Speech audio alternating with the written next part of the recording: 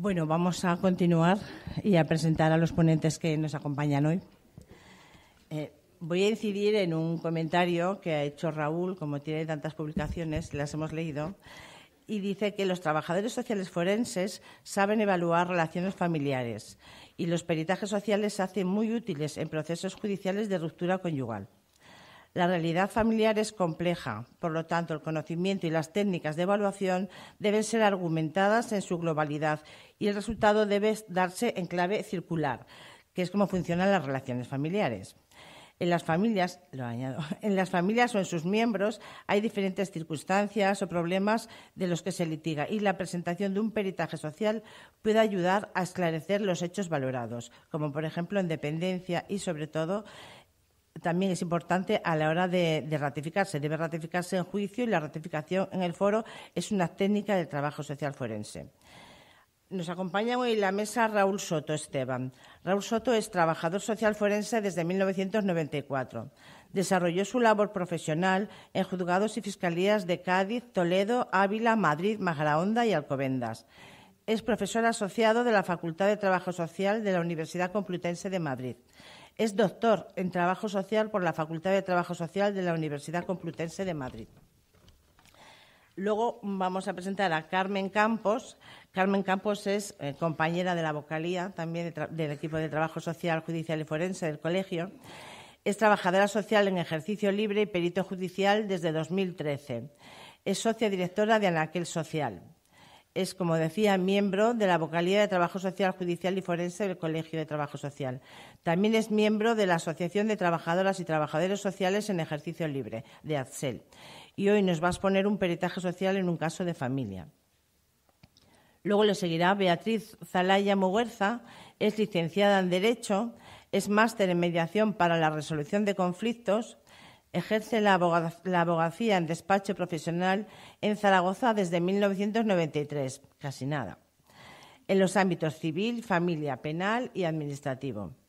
Está adscrita al turno y de oficio del Colegio de Abogados de Zaragoza y es letrada consultora del Servicio de Orientación Jurídica, también del Colegio de Abogados de Zaragoza, desde 1994. Es miembro, y sobre todo por esto la hemos conocido en el colegio, es miembro del Espacio de Información, Promoción y Defensa de los Derechos Civiles y también es especialista en temas de dependencia. Y nos queda ya presentar a Jezabel Mateos de la Calle. Jezabel es graduada en Trabajo Social, ha ejercido como trabajadora social en Cáritas de Madrid durante 14 años, en distintos puestos y proyectos. Desde 2009 como trabajadora social en los Juzgados de Vigilancia Penitenciaria de Madrid. Es participante desde 2009 en el Grupo de Justicia del Colegio Oficial de Trabajadores Sociales de Madrid. Y yo quería destacar también de Jezabel y de Raúl, que vienen los dos de Madrid, que nos pusimos en contacto con ellos porque Jezabel lo ha coordinado y Raúl ha escrito un libro muy valioso que es el trabajo social en los ámbitos judiciales. Si no lo habéis leído, lo recomiendo. Y nada más, ya os doy la palabra.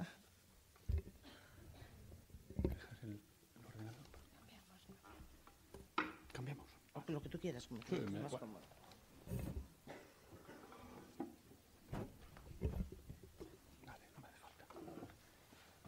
En internet. Vale. Sí.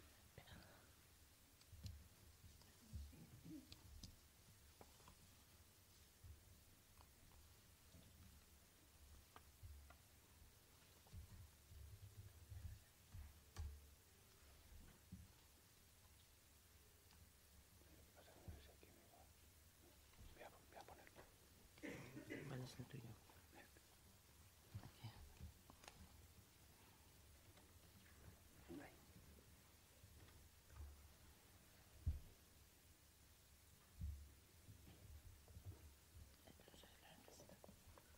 Con esto me vale. Gracias.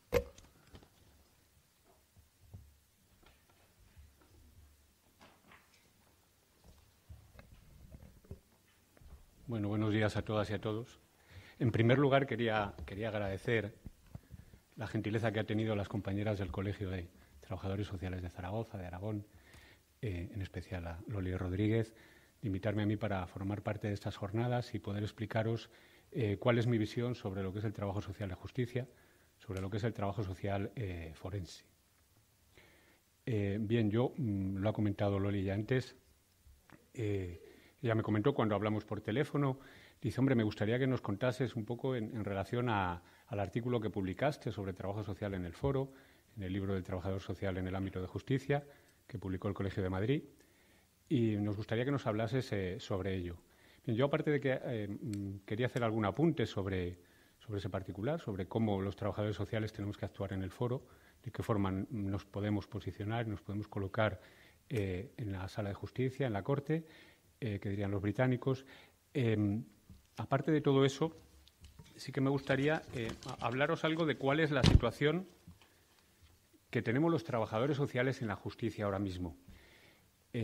Yo, cuando me lo comentó Loli, empecé a pensar en mis inicios hace ya muchos años, lo ha dicho Loli, en 1994, cuando yo llegué con un poco más de 20 años a los juzgados de Cádiz, y me dijeron que tenía que evaluar familias, que tenía que evaluar niños, que tenía que decir si un padre y una madre actuaban de una manera o de otra con los niños, y que luego eso, además, lo tenía que poner en un informe, que la cosa tenía que tener rigor, evidentemente, y que tenía que ponerlo en un informe, y que luego ese informe iba a un juez, que lo iban a leer gente tan importante como abogados, jueces, fiscales, y que luego, además, iba a tener que ratificarlo en un foro, en un juzgado, y que todo eso pues se me iba a exigir que tuviese rigor, porque evidentemente los abogados iban a defender los intereses de sus clientes. Si aquello no tenía rigor, pues iba a salir mal parado. Lo que entonces a mí me llenaba de inquietud, porque yo era un chavalillo, y aquello era una responsabilidad como demasiado grande. Con el tiempo, la verdad es que pasados 24 años, creo que han pasado ya, pasados 24 años, pues me llena de satisfacción y de orgullo. Y me llena no solo personalmente por mí, por la carrera que puedo haber llevado en este campo, sino también por lo que veo enfrente hoy, y por lo que veo otras veces que hablo con compañeros y compañeras, lo que estoy viendo en qué se está convirtiendo el trabajo social en justicia. Entonces, yo creo que ahora ese rigor metodológico, ese rigor técnico que se exigía ya hace mucho tiempo y que se sigue exigiendo, ahora es una realidad. Y bueno, yo creo que tenemos que estar todos muy orgullosos. Estamos haciendo cada vez, como decía Loli antes en la presentación, estamos haciendo cada vez más actos, cada vez hay más presencia del trabajador social, y nos tenemos que congratular, yo creo. Yo os quería apuntar, a partir de ese artículo y a partir de alguna idea que me ha surgido nueva, porque no me gusta lo de repetirme, me aburro, y 5 o 6 ideas sobre lo que yo creo que tiene que ser el trabajador social en el foro, en la justicia, y también apunto algún texto mío y de otros compañeros o de otras personas que yo creo que pueden ser interesantes, y que los apunto por lo que pueda ser de vuestro interés. En primer lugar, quería hablaros del tema del foro. El foro es un tema que últimamente está siendo polémico, por lo menos en la Comunidad de Madrid. Nos llegan noticias, ¿verdad?, de que los trabajadores sociales no debéis decir eso de que sois forenses. Y bueno, el foro es un lugar, yo soy historiador, y el foro es un lugar donde los romanos se reunían a hacer justicia. Era una sala pública fuera de la academia, ¿verdad?, en una plaza donde hacían justicia. Luego eso ha dado lugar a que todas las cortes de justicia, se llaman foros, y a las personas que trabajan en ellas se les llama forenses. Se llama forense sobre todo a quien trabaja y no es propio del foro. Lógicamente, a un abogado, a un juez, a un fiscal no se llama forenses porque se sobreentiende que están en el foro. Se empezó llamando a los médicos, todos lo sabemos, y son los que han cogido ya el término casi en exclusiva, pero luego, a medida que han llegado profesionales, se ha empezado a llamar los forenses. Bien, cuando nos llega desde ámbitos que deberían ser ámbitos de defensa, como hoy he visto aquí que es, porque hoy estaba aquí la directora general de Justicia defendiendo la profesión, pues desde la Dirección General de Justicia de Madrid, llegan comentarios sobre que tenemos que retirar el término forense. Yo no puedo más que dar mi perplejidad y denunciarlo aquí con vosotros, compañeros. A mí el término forense no me gusta especialmente, va asociado a la pericial, y yo entiendo que los trabajadores sociales podemos hacer muchas más cosas que la pericial en el ámbito de justicia. Entonces va asociado a lo más técnico y a lo más técnico dentro de un procedimiento que es contencioso, y yo creo que a nosotros abarcamos más. No es que me guste especialmente el término forense, pero a partir de que me lo critican voy y lo defiendo. Una cosa me parece increíble. Y luego, además, se fotografían en ámbitos en los cuales otros profesionales, que yo no voy a criticar porque les quiero mucho, a los psicólogos, están ahí. Y su fotografía están las mismas personas que dicen eso. Bien, yo creo que lo que nos interesa a nosotros es defender y seguir nuestro propio camino. Yo creo que lo estamos haciendo y muy bien. Hace poco, es lo que os traía aquí, salió publicado este diccionario internacional de trabajo social en el ámbito jurídico por las compañeras Sarita Amaro y Claudia Krompotik, brasileña y argentina. Os lo recomiendo, en el texto. Y en él, en un artículo precioso de Claudia Krompotik y Andrés Ponce de León, nos explicaban, desde la experiencia argentina, desde la experiencia sobre todo de los juzgados de Buenos Aires, nos explicaban lo que para ellos puede ser la intervención nuestra en el foro.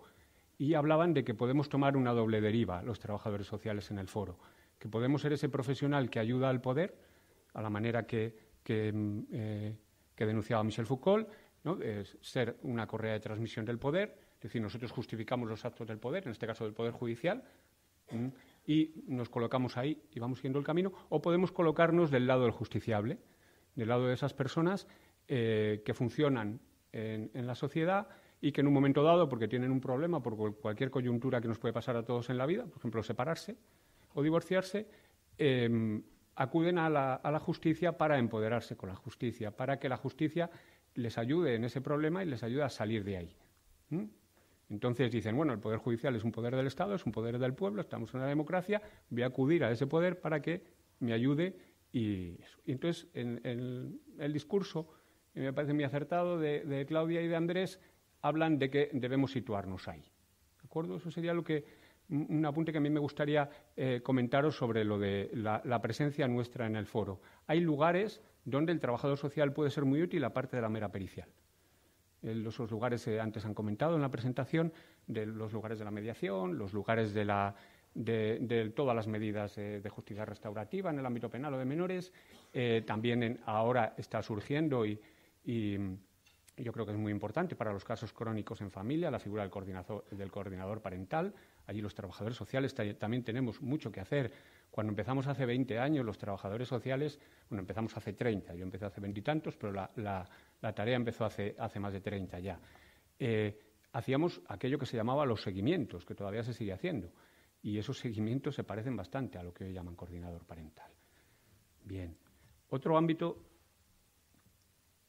aunque ya me he avanzado alguna cosilla, que me gustaría comentaros es qué somos nosotros como trabajadores sociales, qué es lo que somos y qué podemos ofrecer, porque podemos decir, bueno, estamos ahí en el foro, vale, bien, pero ¿qué somos nosotros? Es algo que siempre me ha preocupado a mí y sobre lo que yo he investigado, sobre lo que yo he trabajado. ¿Qué somos? ¿Qué pintamos? Hace ya unos cuantos años, hace 10 años, la profesora Bredmes, Milagros Bredmes, publicó un libro que me parece también muy valioso sobre lo que es el trabajo social en España como profesión de la democracia, lo llama ella, porque es una profesión que ha eclosionado de una manera espectacular en esos años entre 1975. Ella analiza para su tesis doctoral los 25 últimos años de democracia y dice qué papel ha podido tener el trabajador social.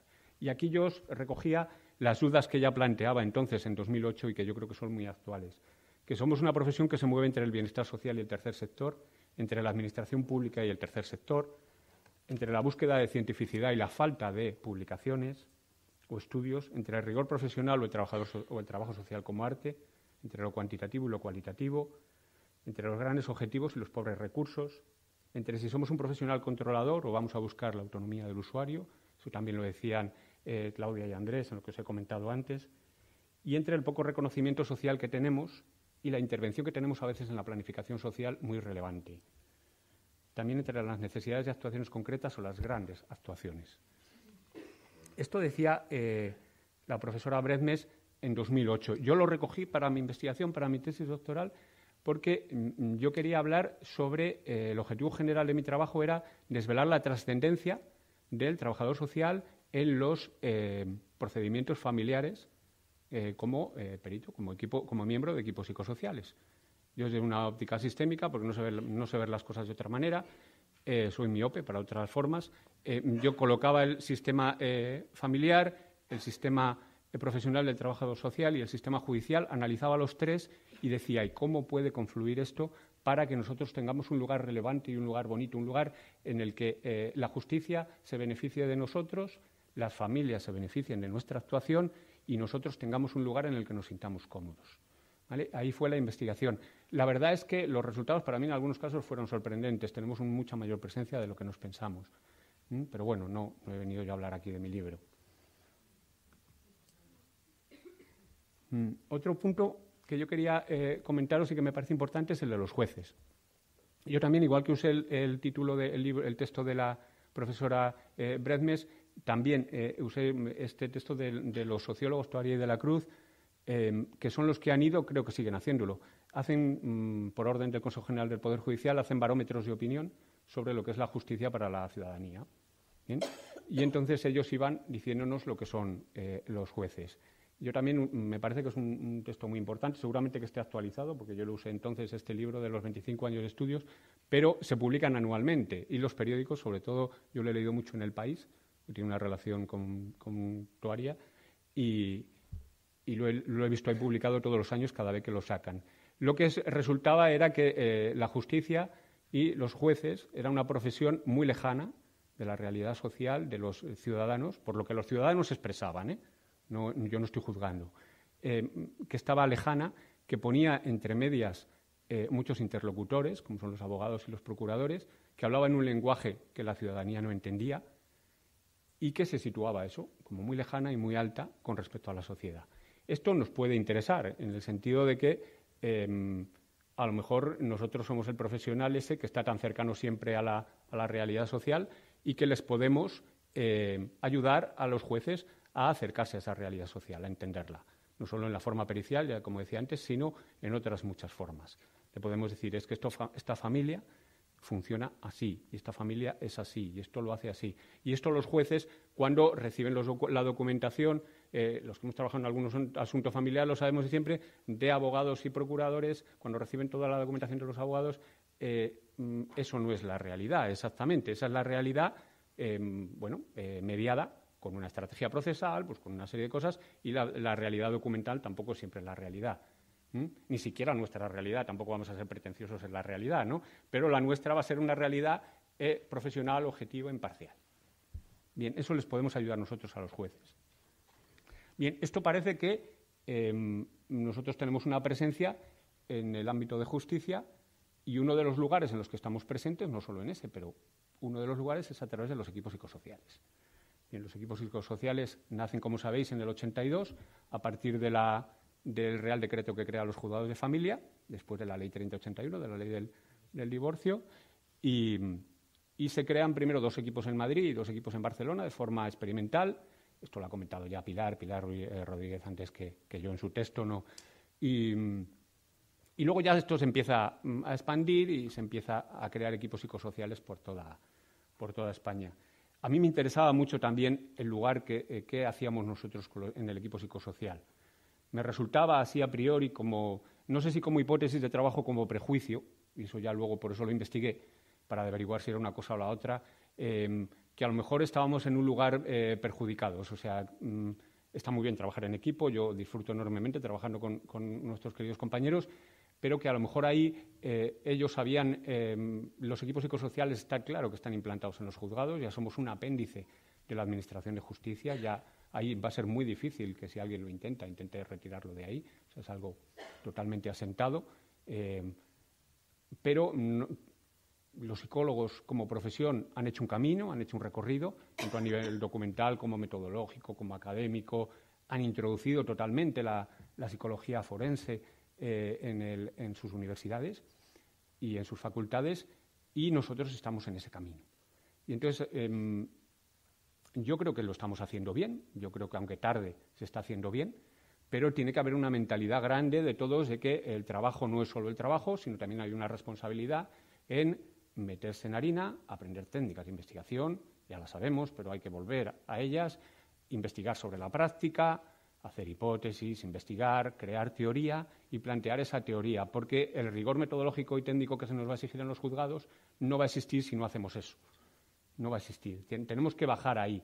Y en cualquier caso, que es a mí en general mis compañeros psicólogos, mis compañeros trabajadores sociales y toda la gente a la que yo le he pedido ayuda para investigar, también los jueces de Madrid y Barcelona con los que yo he trabajado y he entrevistado para mis investigaciones, siempre me han ayudado. Pero sí que he escuchado también que hay compañeros que ven a veces dificultades en eso. El trabajo social todavía nos cuesta entender que haya compañeros que investiguen y ayudarles en esa investigación. Yo por eso llamo a todo el mundo a que investigue y también a que colabore con el que investigue. Es decir, el trabajo no es para esa persona en particular, para que se beneficie, sino para todos. Bueno.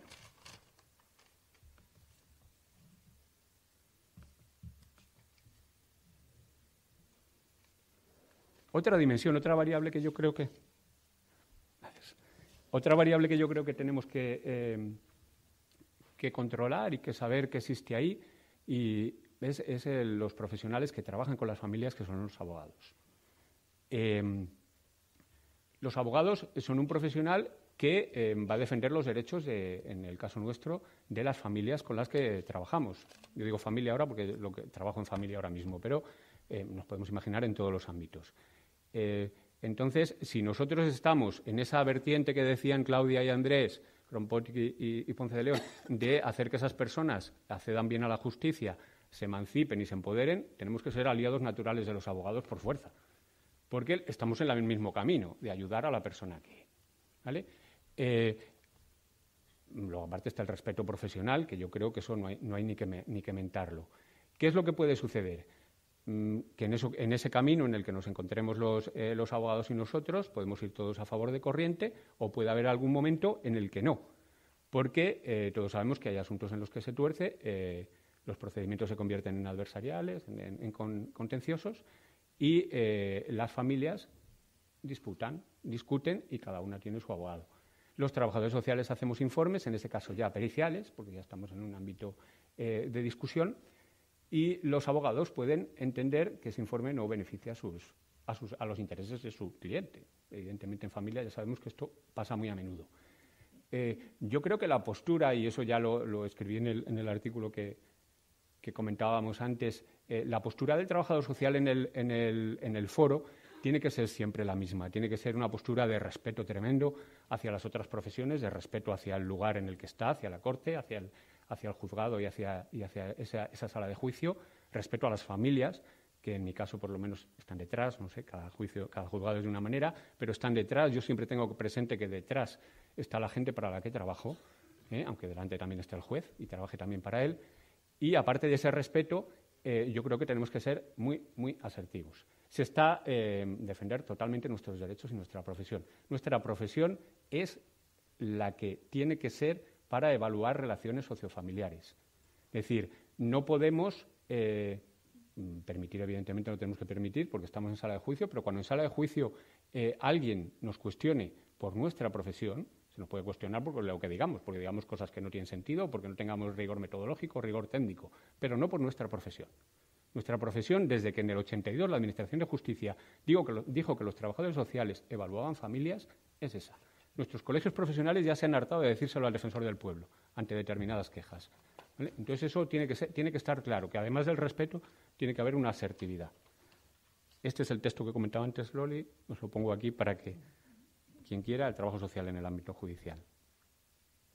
El último punto ya, para terminar, yo creo que la cuestión de esto que puede parecer un dilema entre práctica privada y pública en la profesión, para mí no tiene ningún problema. Quiero decir, aquí de lo que se trata es de buenos y malos profesionales, no de práctica privada o pública.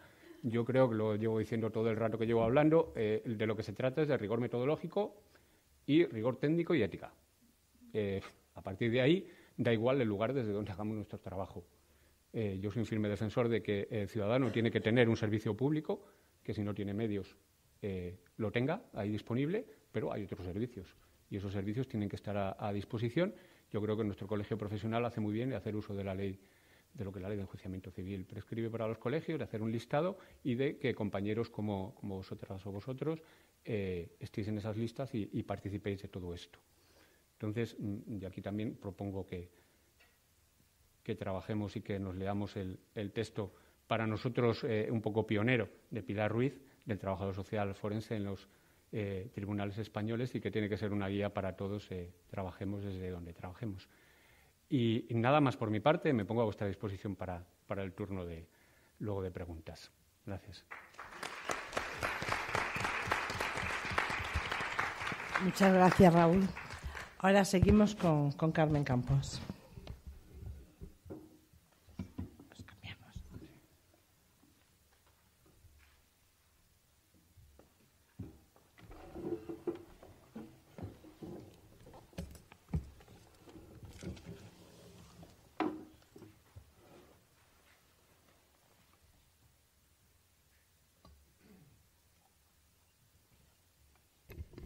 Bueno, en primer lugar, agradecer que me hayan invitado a formar parte de este lujo de mesa. Muchas gracias, sobre todo a Loli, que es un poco el alma de esta vocalía de justicia, por contar conmigo.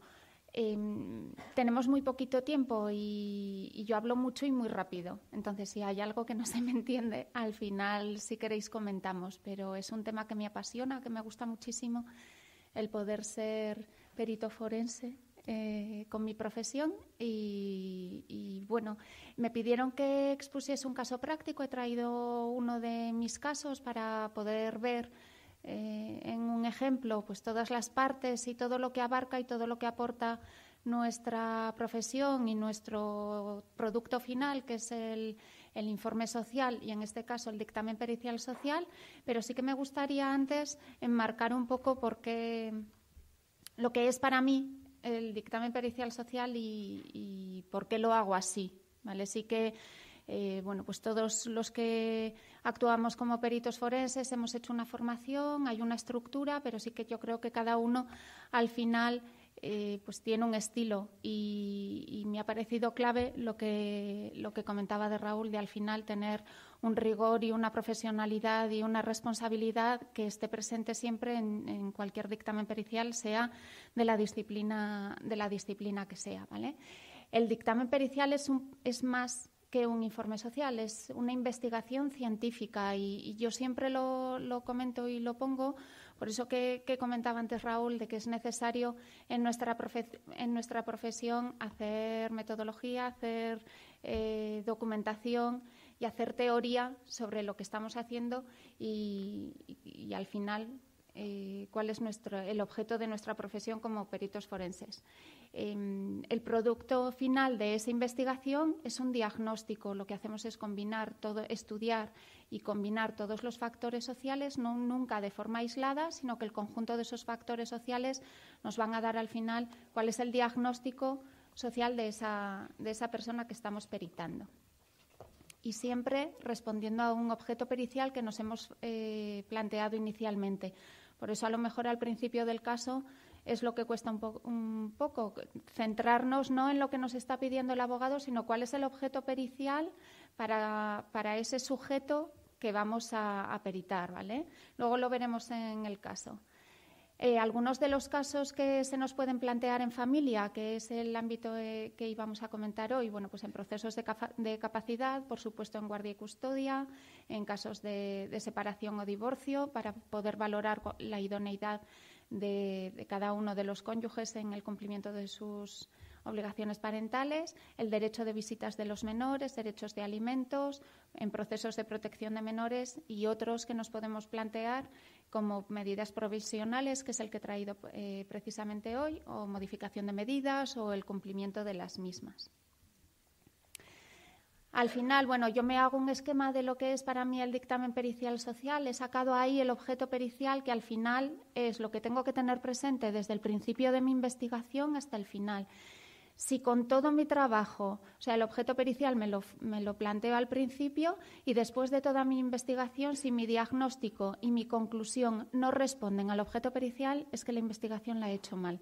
Algo me estoy perdiendo por el camino y debería volver replantearme si debo reformular ese objeto pericial o si realmente es que la investigación no ha ido encauzada como debería para poder responderlo, ¿vale? He ido recogiendo información y he ido investigando, pero no puedo dar respuesta. Bueno, pues tengo que tener presente siempre ese objeto pericial.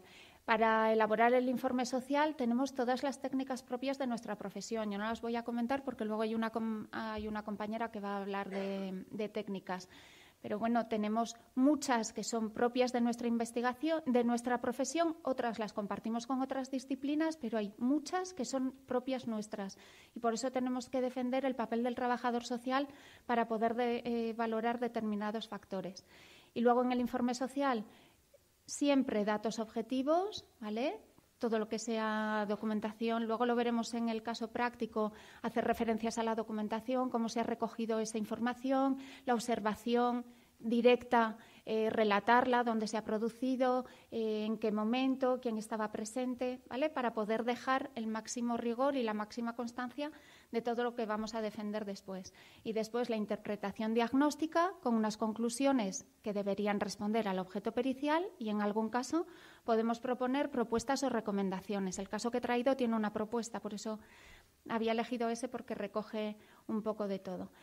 Partes del dictamen pericial, pues por supuesto identificarnos como profesionales, quién es el emisor del informe, luego diré dónde se firma, el número de colegiado, por supuesto, para cumplir con las obligaciones como peritos, que aunque no se exigen por ley, sí que en los colegios profesionales cada vez se está exigiendo mayor rigor, estar colegiado, tener un seguro de responsabilidad civil, cumplir con la ley de protección de datos, ¿vale? Que como profesionales que estamos trabajando sobre todo con personas deberíamos cumplir. ¿A quién se le presenta? ¿Quién es el letrado que lo solicita o si se solicita judicialmente?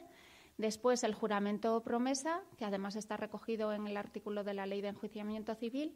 ¿Cuál es nuestro objeto pericial? La identificación del cliente o grupo de estudio, que ahora veremos cómo lo identificamos. ¿Cuál ha sido nuestro proceso metodológico? Puede ser más largo o más corto. Y después, el estudio social. En el estudio social también tenemos elementos propios de nuestra profesión, el genograma y la leyenda interpretativa, la historia y antecedentes sociofamiliares, la situación actual, que es lo que nos va a dar una visión y muy real, que decía Raúl, la realidad de lo que hemos podido investigar, de cuál es la situación de esa persona o de ese núcleo familiar, y la interpretación diagnóstica, que al final es en lo que aportamos nuestro valor. Esto es el genograma. Este es uno, luego veremos otro. Este es un genograma propio de nuestra profesión. Cada uno lo adaptamos con las herramientas que utilizamos habitualmente y después tendremos que hacer la leyenda y la representación de cada uno. Pero sí que es verdad que en un solo vistazo necesitamos tener cuál es nuestro núcleo de estudio y cuál es su familia extensa o su núcleo extenso. Luego, en el caso práctico, lo veremos más despacio. Y en la situación actual que decía, analizamos pues tanto el sistema sociofamiliar, los datos de salud, las variables laborales u ocupacionales o profesionales, en algunos casos incluso la formación que tiene cada uno de los miembros del núcleo familiar, el contexto socioeconómico, la descripción de la vivienda, el hábitat y las relaciones de comunidad. Aquí la visita domiciliaria, que somos uno de los pocos profesionales que lo hacemos y tenemos que hacerla muy bien para decir todo lo que vemos y todo lo que observamos en nuestra visita, desde antes de entrar al domicilio hasta después de haber dejado el domicilio, y los informantes de entrevistas colaterales. Voy muy rápido, ¿no? Pero quiero contaros muchas cosas. Este es el caso práctico y esto es cuando me llama la letrada, esto es lo que me cuenta. Son necesarias unas medidas provisionalísimas porque hay un caso de una pareja que se ha roto, que él ha abandonado el domicilio hace 6 meses, que hay un problema de salud, me dicen, con la niña mayor. La pareja tiene una niña y 2 niños gemelos. Me dicen que la niña mayor tiene un problema de salud y que la madre, por esos problemas de salud, trabaja solo media jornada y tiene muy pocos ingresos. Entonces, el padre ha dejado el domicilio y pasa 200 o 300 euros, dependiendo del mes, a la unidad familiar, y que la madre tiene graves problemas económicos para conseguir dar de comer todos los días a los niños. Entonces, se interpone una demanda de divorcio, pero hay que establecer unas medidas para que esos niños se garantice que puedan comer todos los meses y tengan cubiertas sus necesidades. Esto es lo que me cuenta la letrada cuando me llama y además yo creo que teníamos 8 días o algo así para poder hacerlo. Voy a buscar el caso. Sí que os pediría, por favor, que no hicieseis fotos porque he traído mi caso práctico, solo que he borrado todas las referencias a residencia, municipio, nombres y todo eso, pero sí que es un caso mío, entonces no me gustaría que alguien pudiese relacionar, porque al final Zaragoza es muy pequeño y tampoco hay muchos casos que se hayan llevado hacia el juzgado, ¿vale? El dictamen pericial, desde el principio, en todas las hojas incluyó esa frase, ¿vale? Cuanta información recoge este informe es estrictamente confidencial y afecta por la legislación vigente de protección de datos, por lo que debe tratarse con extremo sigilo profesional y, por supuesto, personal. Yo le doy una copia al cliente, le doy 2 copias al letrado y me quedo una copia. Mi copia está cerrada en un archivo, cumplo con la ley de protección de datos. Cuando me lo pide el letrado en PDF, lo mando cifrado para que solo él pueda abrirlo y que después el uso que él le dé sea el que él determine. Pero sí que por nuestra parte, ¿vale?, en todas las hojas, para que no se pueda fragmentar el informe, en todas está incluida esa coletilla. Firmo todas las hojas del dictamen en el margen izquierdo, y luego al final sí que aparece mi firma. ¿Vale? Pero sí que, bueno, pues alguna de las cosas de los elementos que debe incluir el informe. Está mi nombre, mi cargo como trabajadora social y mi número de colegiada. La fecha y el juramento que, bueno, yo tengo pero hay un juramento en la Ley de Enjuiciamiento Civil que como profesionales tenemos que cumplir. Los datos de identificación de la peritada, apellidos, nombre, bueno, pues un poco los datos básicos de contacto de la peritada, su estado civil actual y cuál es el objeto pericial. Y el objeto pericial para mí era demostrar que, bueno, por defecto le iban a conceder la custodia compartida y ella quería ejercer la custodia individual de sus 3 hijos. Y entonces ahora argumentaré por qué. La mayor razón era la enfermedad de la hija mayor, pero en realidad es que había más. ¿Vale? Proceso metodológico que utilicé, ya os decía, bueno, el juicio fue el 12 de noviembre, lo sé porque era mi cumpleaños, y empezamos el día 5, una semana, 7 u 8 días tuvimos para poder hacerlo. Análisis documental, al principio en el despacho de la letrada cuando me avisó, entrevistas de análisis con la peritada, entrevista de seguimiento, observación directa en la entrevista de seguimiento. Era una mujer que ya mostraba muchos signos de estar muy nerviosa porque la situación ya le había superado desde hacía tiempo, llevaba 6 meses ejerciendo en realidad la custodia individual de sus hijos. Entrevista entrevisté a una vecina, entrevisté a una hermana y entrevisté a un amigo que solo quiso hablar por teléfono, era Policía Nacional y no quería hacer la entrevista personal, pero sí que se ofreció a hacerla por teléfono, ¿vale? No había ningún caso de violencia de género, pero sí que es verdad que había habido muchas discusiones por el reparto de responsabilidad parental. Y luego la entrega del dictamen pericial, ¿vale? Sí que hice visita domiciliaria también. Y bueno, este es el genograma de este caso. No sé si me va a caber todo en pantalla, ¿vale? La peritada en rojo tiene una fractura, una ruptura, todavía no es divorcio. Yo el divorcio lo marco con 2 rayas. Es una ruptura porque él ha abandonado el domicilio, pero sí que el núcleo familiar en principio serían, bueno, pues la pareja con sus 3 hijos. La hija mayor tiene fibrosis quística, ¿vale? Es la enfermedad que al principio me dicen, y luego tienen unos gemelos que en principio los tuvieron para poder guardar células madre por si la niña mayor tenía algún problema de salud, y los niños tuvieron un parto prematuro, anoxia en uno de los casos, que afectó a su desarrollo madurativo. Uno de los niños tuvo convulsiones en los primeros 3 años. Bueno, pues la verdad es que el planteamiento familiar se empeoró bastante. No era solo la enfermedad de la niña, sino que había un panorama familiar que daba pie a estudiar muy bien esa familia para decidir quién debía ejercer esa custodia, ¿vale? En la representación generacional lo que hago es explicar cada uno de los miembros. He incluido a los abuelos, no en el núcleo familiar, pero sí que los he incluido en la representación familiar, porque los abuelos en muchos casos se hacen cargo de los niños cuando la peritada no puede hacerse cargo, ¿vale? Y por eso lo he subido hasta la segunda generación para poder representarlos.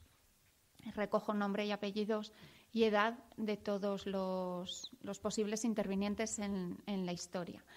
La historia de la peritada, bueno, pues pongo un poco de antecedentes sociofamiliares. Viene de una familia completamente normalizada, trabajaba en la empresa del padre hasta que era una empresa de construcción, la empresa tiene que empezar a hacer un ERE y al final cierra. Entonces ella tiene que buscar trabajo, a la vez tiene a la niña y los cuidados médicos que necesita la niña hace que ella se tenga que reducir la jornada a media jornada, solamente trabaja 20 horas semanales y el sueldo va en proporción, es dependiente en una tienda.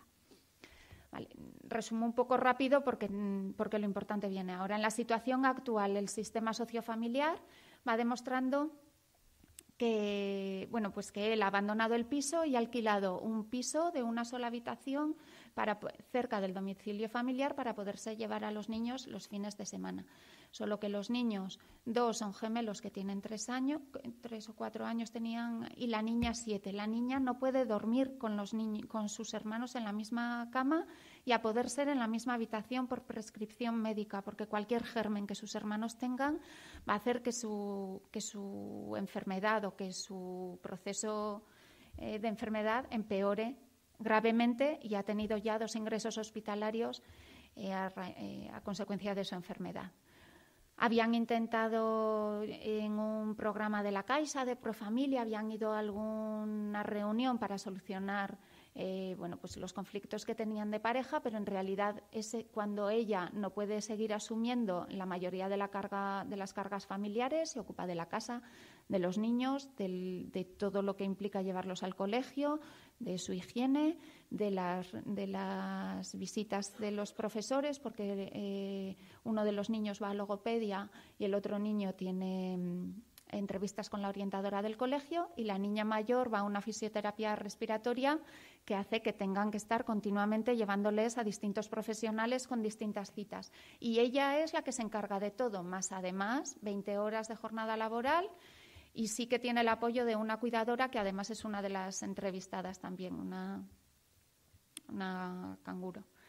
Los datos de salud os los he ido contando. Los padres no tienen ningún problema de salud grave, pero sí que la niña mayor tiene una fibrosis quística que le diagnostican a los 10 meses de edad, y a los niños que son prematuros, desajuste en todas las áreas del desarrollo psicomotor, tienen problemas en el habla, en el área emocional y a nivel de juego. La verdad es que en la visita domiciliaria parecían pues bebés. A pesar de tener 3 o 4 años, parecían bebés, uno gateaba, ni siquiera podía andar todavía. ¿Vale? Aún así, iban al colegio público de ese municipio y estaban integrados, y solo que tenían que tener el apoyo de logopeda y de orientadora. ¿Vale? Además, uno de ellos, lo que os he comentado, uno tuvo anoxia y otro tiene un soplo de corazón que le van controlando. Las variables laborales, ella tenía ese sueldo y él trabajaba en una empresa de reparto y había llegado a cobrar unos 4.500 euros mensuales porque trabajaba para 2 empresas. ¿Vale? El contexto socioeconómico, lo obvio porque os lo he resumido. El hábitat, vivían en un municipio que respondía a todo. La vivienda era un adosado en el que la niña tenía su propia habitación, ¿vale? Y luego un tema importante que era que había que extremar la higiene en el domicilio por prescripción médica, porque cualquier el polvo, la suciedad, los gérmenes, todo eso hacía que la situación médica de la enfermedad de la niña empeorase. Como he comentado antes, los padres de la peritada sí que eran un apoyo para la peritada, entrevistas e informantes, ¿vale? Lo que he comentado, a una vecina, a la cuidadora de los niños y a un vecino y amigo que era Policía Nacional y que fue el que le recomendó una vez que acudiese a la Casa de la Mujer para recibir apoyo, pero no, la peritada no había querido en su momento. La hermana de la peritada también se le hace una entrevista personal en la que todos coinciden en la inmadurez de la pareja de la peritada, ¿vale? Bueno, y ahora la interpretación diagnóstica. Con todo lo que he recogido de todo el estudio, se hace la interpretación diagnóstica, ¿vale?, de la peritada con su situación familiar. Y la conclusión, los factores sociales analizados y expuestos anteriormente ponen de manifiesto la idoneidad de la peritada para ejercer de forma individual la custodia de los hijos. Se propone, esta es la propuesta, se propone la permanencia de la peritada y sus hijos en el domicilio familiar y la designación de las medidas económicas necesarias para la cobertura de las necesidades, porque él sí que tenía un sueldo fijo bastante razonable para poder pasarles una pensión que cubriese todas las necesidades de los niños.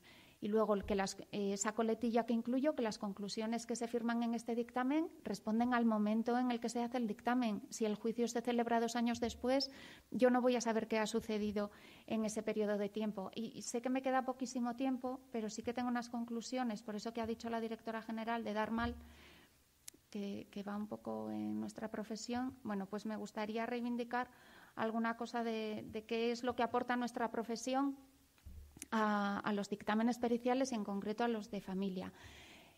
Somos los que mejor podemos analizar las relaciones familiares. La familia ya no es padre, madre y los 2 niños. Tenemos infinidad de situaciones familiares que hay que contemplarlas y analizarlas como son, ni mejores ni peores.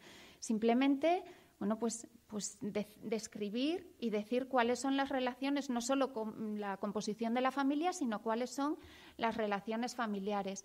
Somos los que mejor podemos valorar las actividades de la persona, tanto las esenciales, como ya se recoge en el baremo de accidentes, como las específicas, que nos sirven para cualquier, pues en los temas de dependencia, por ejemplo, el poder valorar cuáles son las capacidades de esa persona que estamos peritando. Luego, ¿qué aporta el trabajo social a la justicia? Bueno, pues yo creo y defiendo siempre que los factores sociales tienen que ser valorados solo por trabajadores sociales. Los psicólogos con los que trabajamos en algunos casos muy bien valoran los aspectos psicológicos, pero nosotros somos los que valoramos los factores sociales y tenemos que defenderlo así en todos los casos. A mí algún abogado me ha pedido que valore un informe psicológico. Si es que no voy a saber valorarlo, no es mi profesión, ni sé ni quiero. Yo valoro todo lo mío, que bastante tajo tengo, ¿vale? Y luego, para mí lo mejor de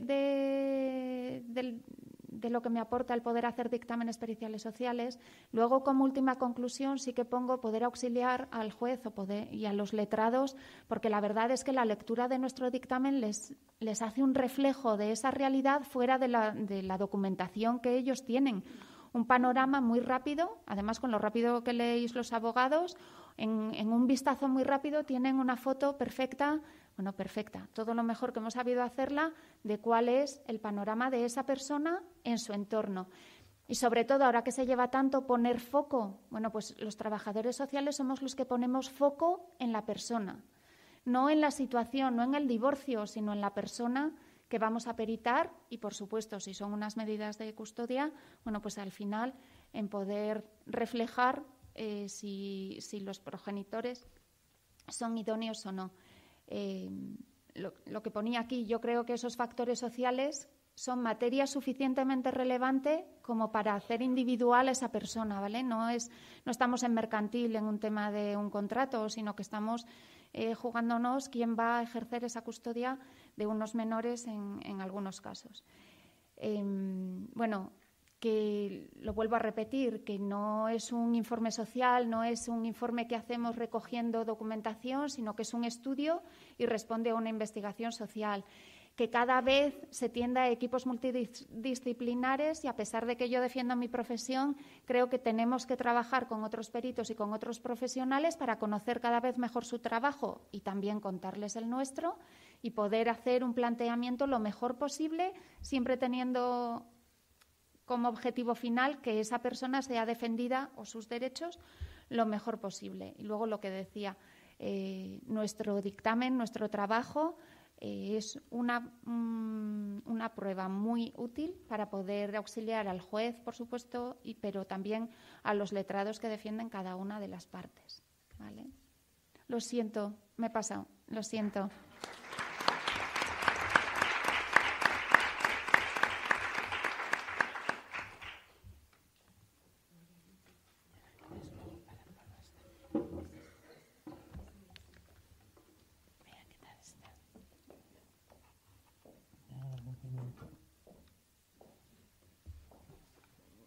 Las gafas, ya es bien. No veo esto en un burro. ¿Ya lo has metido? Sí, lo he metido. Sí, pero espérate, que ahora tengo que encontrarlo. Ah. La gafa no veo nada.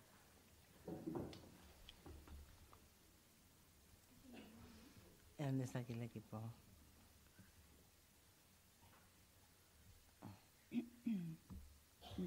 Aquí, este es el mío. Y tienes que poner esta mesa redonda. Mesa redonda. ¿Esta? Sí. Se abre. Ya está. Perfecto, Y espera. para pasar le doy. Espera. Ahí está. Te la pongo donde está la... Aquí. Vale. ¿Devastando aquí o aquí? Dale aquí. Sí, Vale. o al ratón. Ahora sigue Beatriz Calaya. Bueno, pues yo también os doy los buenos días a todas y a los pocos todos que estáis aquí. Y bueno, agradecer también, igual que los que me han precedido en el uso de la palabra, pues la invitación que me han hecho a estas jornadas, especialmente a Loli. Y bueno, yo, claro, cuando he subido a la mesa y veo el programa y veo que son 4 trabajadores sociales, pues digo, pues aquí, ¿qué hago yo? Pero cuando las dos personas, los dos profesionales que han hablado antes que yo nos han nombrado, han nombrado a los abogados reiteradamente, digo, bueno, pues a lo mejor tengo que decir algo, ¿no? Entonces, bueno, yo lo que quería decir, bueno, ya en la presentación ya lo ha hecho Loli, yo soy abogada y llevo muchos años ejerciendo y, bueno, el tema que me propuso Loli era la prueba pericial social dentro del proceso de dependencia. Entonces, yo quiero decir un poco a modo de introducción cómo llegué al tema de la dependencia. Veo también que hay personas aquí que están tanto en la administración en temas de dependencia. Y, bueno, pues yo llegué porque me tocó de cerca por mi padre y entonces empecé a estudiar pues el tema de dependencia, la legislación y tal, y vi que bueno, pues que la administración, con todos los respetos a las personas que trabajan en ella, en los temas de dependencia, pues la administración había pues una dejadez o, bueno, con todos mis respetos, como digo, pues un abandono de las personas dependientes. Entonces, eso me hizo llevar, bueno, pues pues, como digo, a meterme en los temas de dependencia y luego ya me llamaron, bueno, pues una plataforma que se creó, que es el Espacio de Promoción, Información y Defensa de los Derechos Sociales, pues que es un grupo de personas. Principalmente forman parte de ella los usuarios de los derechos sociales, de todo tipo de derechos sociales, pues de usuarios afectados por el IAI, por becas de comedor, por dependencia, en fin. Y luego pues una serie de profesionales, voluntarios, pues hay sociólogos, hay trabajadores sociales, pues estoy yo, hay algún ingeniero, en fin. Y bueno, pues que cuando hubo todos los recortes con la crisis, pues sobre todo en todos los ámbitos, pero sobre todo en temas de derechos sociales, pues bueno, empezaron un poco a reivindicar de forma colectiva esta defensa de los derechos sociales y luego nos dimos cuenta que aparte de la acción colectiva había que ir a una acción individual, es decir, que los titulares de los derechos sociales son personas y que cuando la Administración no cumplía y no hacía efectivos los derechos de estas personas, pues había que reclamar de manera individual. Y la forma de reclamar de manera individual pues es primero en vía administrativa y luego acudiendo a los tribunales. Esto es un poco por la razón por la que yo he llegado al tema de la dependencia y desde hace unos años pues bueno, pues lo toco bastante, ¿vale? Entonces he hecho también como un guión y de lo que os voy a hablar, ¿vale? Entonces, lo primero que quiero decir, que es en alguna charla que he dado también sobre dependencia, lo que quiero destacar es que la Ley de Dependencia, que es la Ley 39/2006 de promoción de la autonomía personal y atención a las personas en situación de dependencia, lo que hay que destacar, y esto es muy importante, es que el derecho de las personas reconocidas como dependientes, el derecho que tienen a entrar en el sistema de prestaciones que establece la ley, es un derecho subjetivo. Y esto es muy importante porque el derecho subjetivo es en contraposición al derecho objetivo. El derecho objetivo, pues todos sabemos que es el conjunto de normas pues, por las que se rige una sociedad. Pero frente a esto tenemos el derecho subjetivo. Y esto quiere decir que el titular del derecho es la persona individual. Y que si la Administración, en este caso, no hace efectivo ese derecho, la persona, el titular, puede exigir el cumplimiento de ese derecho. ¿Cómo? Pues acudiendo primero a la Administración y luego a los tribunales. Entonces, esto siempre lo digo y siempre inicio con esto porque me parece muy importante.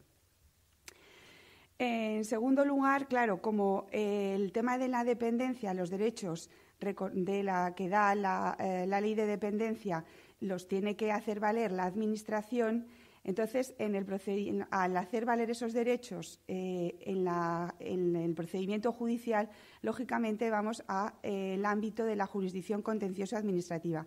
Antes las personas profesionales que han hablado, claro, hablaban de tema de familia y entonces van a los juzgados de familia, sin embargo, que es el ámbito civil. Sin embargo, aquí estamos ante otra sede jurisdiccional que es la jurisdicción contencioso administrativa, que es la que controla la legalidad de los actos dictados por la Administración. ¿Qué Administración aquí en Aragón es la que dicta los actos relativos a la dependencia? Pues aquí en Aragón es el Departamento de Ciudadanía y Derechos Sociales del Gobierno de Aragón a través del Instituto Aragonés de Servicios Sociales y de sus direcciones provinciales en Zaragoza, en Huesca y en Teruel. Entonces, si nosotros estamos hablando de actos de la Administración relativos a la dependencia, tendremos que saber, en primer lugar, cuáles son los actos principales que dicta la Administración en materia de dependencia. Son dos actos, dos resoluciones que implican actos administrativos que son las más importantes. Una es la valoración para determinar el grado de dependencia, lo que conocemos como índice de valoración de dependencia, que está regulado, bueno, os lo he puesto aquí en el decreto 174/2011, que aprueba el baremo de valoración de la situación de dependencia, del que luego hablaré un poco. Y con esto ya tenemos el reconocimiento que la Administración hace de la situación de dependencia a una persona. Hay varios grados de dependencia que vienen establecidos en la ley, puede ser grado 1, grado 2, grado 3, ¿vale?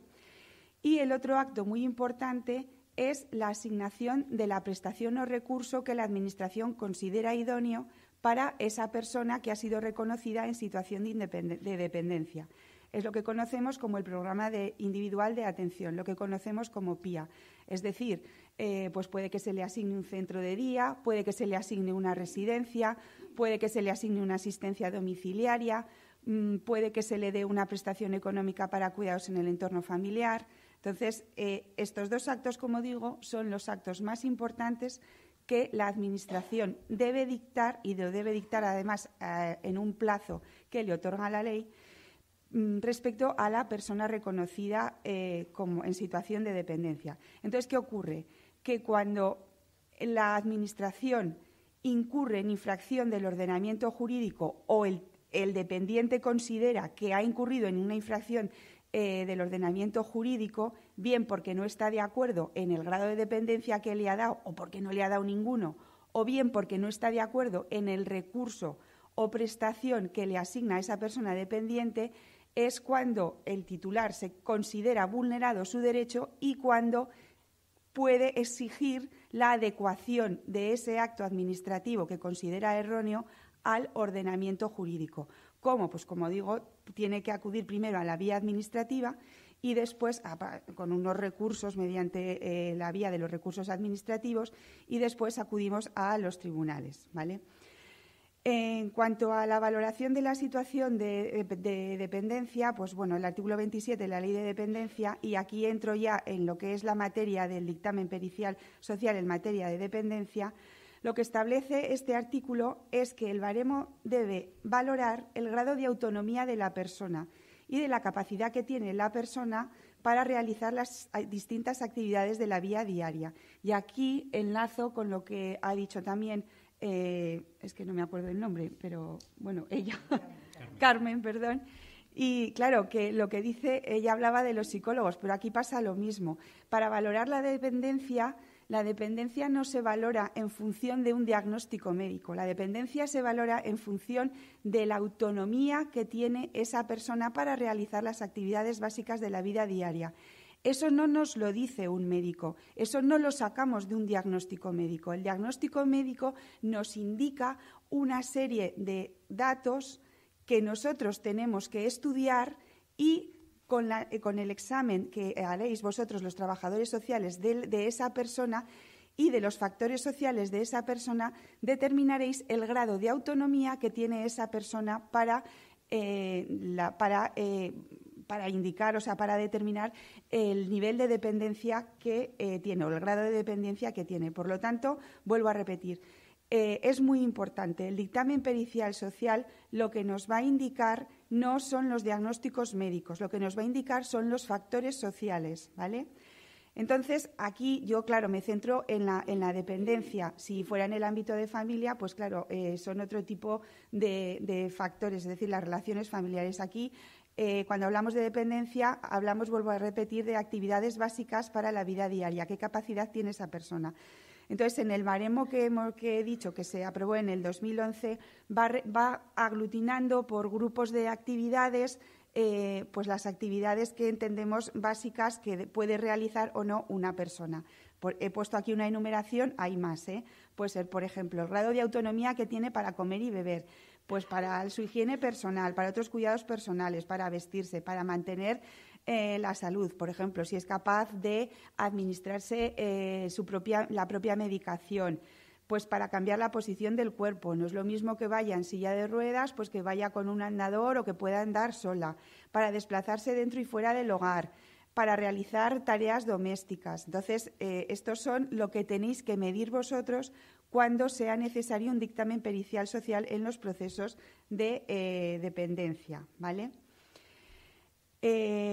Hay un acuerdo del Consejo Territorial respecto a los requisitos que deben de tener los técnicos que valoran la dependencia. Este acuerdo es el que se aplica para los técnicos que trabajan en el Gobierno, en este caso en el Gobierno de Aragón, y son los técnicos que hacen la valoración de dependencia aquí, como digo, en el Gobierno de Aragón. Entonces, claro, ¿qué ocurre? Que cuando hablamos de un dictamen pericial social en los procesos contenciosos administrativos por dependencia, nos encontramos con que lo que tenemos que rebatir es un dictamen de un técnico, de un funcionario, de una persona especializada que trabaja para la Administración. Entonces, nosotros la diferencia quizá es que ya tenemos un dictamen y tenemos que intentar rebatir ese dictamen, ¿vale? Con lo cual, entiendo, y esta es una opinión mía, que si estos son los requisitos que se le exige al funcionario que trabaja y que valora la dependencia de una persona, igualmente para poder rebatir tendremos que tener cuando menos esos requisitos técnicos que tiene el técnico de la Administración. Entonces, estos requisitos pues son un conocimiento riguroso de la norma que regula la valoración y el baremo. Lógicamente, tiene que conocer la legislación vigente en materia de dependencia, tiene que conocer las características funcionales de los dependientes, es decir, tiene que tener un conocimiento de ese grupo de personas, las características de las personas dependientes. Tiene que saber emplear adecuadamente las técnicas de valoración, emplear también adecuadamente las fuentes de información, y aquí entra los diagnósticos médicos, es decir, en su dictamen pericial social, el trabajador social lo que tendrá que leerse y estudiar también todas las prescripciones, pues que si si lleva prótesis, si lleva ayudas técnicas, el tipo de enfermedad que tiene, todo eso también lo tiene que valorar el trabajador social a la hora de hacer su dictamen pericial. Tiene que tener práctica suficiente, es decir, tiene que tener experiencia y luego tiene que formarse continuamente, ¿vale? Como estáis haciendo vosotros aquí o estamos, ¿vale? Entonces, repito, estos son los requisitos que reúnen los técnicos de la Administración y entiendo que para rebatir un dictamen técnico de la Administración debemos tener también estos conocimientos y esta especialidad, ¿vale? Y esto enlaza con lo que os he puesto aquí, que se llama o que llamamos la discrecionalidad técnica de la Administración. Es decir, cuando nosotros vamos a un juicio porque no estamos de acuerdo, por ejemplo, en la valoración que ha hecho la Administración del nivel de dependencia, nosotros tenemos que tener en cuenta que ese dictamen técnico de la Administración goza de una presunción de certeza o racionalidad. Es decir, el juez, en principio, va a decir que esto, como lo ha hecho un técnico de la Administración, tiene una presunción de certeza, con lo cual a nosotros nos va a ser más difícil rebatir eso, porque el juez se va a regir en primer lugar por eso, ¿vale? Sí que es verdad que esta presunción de certeza es lo que se llama una presunción iuris tantum, es decir, que esa certeza dura en tanto no haya una prueba en contrario, en tanto nosotros no logremos convencer al juez de que ese dictamen tiene errores, ¿vale? Entonces, pues como digo, esto es lo que nos ocurre en el proceso contencioso administrativo, en los procedimientos judiciales sobre dependencia, que nosotros estaremos obligados a rebatir un dictamen técnico de la Administración. Aquí os he puesto el proceso contencioso administrativo, que hay dos tipos de procedimientos, el procedimiento ordinario y el procedimiento abreviado. En el procedimiento ordinario es más extenso, es todo por escrito, y en el procedimiento abreviado es más breve, como su nombre indica. Nosotros ponemos una demanda y luego se reclama el expediente administrativo y se celebra el juicio. Los temas de dependencia normalmente van aquí, al procedimiento abreviado, ¿vale? ¿Cuándo aportamos el dictamen pericial social? Lo tenemos que aportar o con la demanda o con la contestación. Como nosotros iremos siempre de demandantes, lo aportaremos con la demanda. Si por la razón que sea no podemos aportarlo en el momento de presentar la demanda, podemos anunciarlo y decir que hemos tenido dificultades por la razón que sea y que lo aportaremos, pero siempre antes del acto del juicio. ¿Por qué? Porque el dictamen pericial, en todos los procesos, incluido en los de familia, en todos los ámbitos, el dictamen pericial, como es una prueba que se aporta, está sometido al principio de contradicción. Esto es muy importante. Es decir, toda prueba, incluido el dictamen pericial social, tiene que darse traslado a todas las partes que intervienen en un procedimiento judicial para que esas partes, o los otros abogados, el abogado de la Administración, pues si es de una compañía aseguradora, pues el del abogado de la compañía de seguros, todos tienen que tener conocimiento del dictamen pericial social o de cualquiera que nosotros aportemos y tienen que tener la oportunidad de examinarlo y de preguntar y de rebatir ese dictamen. Por lo tanto, hay que tener en cuenta que el principio de contradicción, como digo, se tiene que aplicar a todo tipo de dictámenes, ¿vale? Y luego, por último, sí que quería haceros una referencia a cuál va a ser vuestra intervención en el acto del juicio. Hemos aportado ya el dictamen pericial social y entonces ahora se va a celebrar el juicio. El perito, el trabajador social que ha realizado ese dictamen, tiene que ir al juicio, ¿vale? Y entonces, esto también lo ha dicho la compañera, en primer lugar se le va a preguntar y tiene que prestar un juramento o promesa de decir verdad.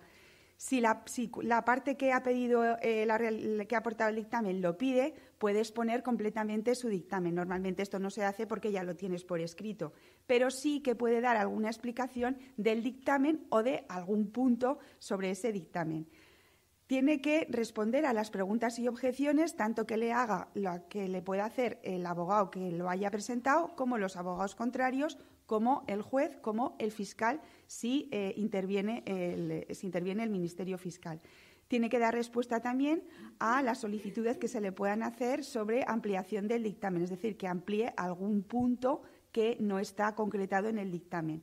Y, por último, también puede criticar, con arreglo a su leal saber y entender, el dictamen que haya podido aportar la otra parte. Y, en este caso, sí que tendrá que criticar con arreglo a su conocimiento, digamos, el dictamen, en este caso, de técnico que aporta la Administración, en base al cual la Administración le ha otorgado, en este caso, el grado de dependencia, ¿vale?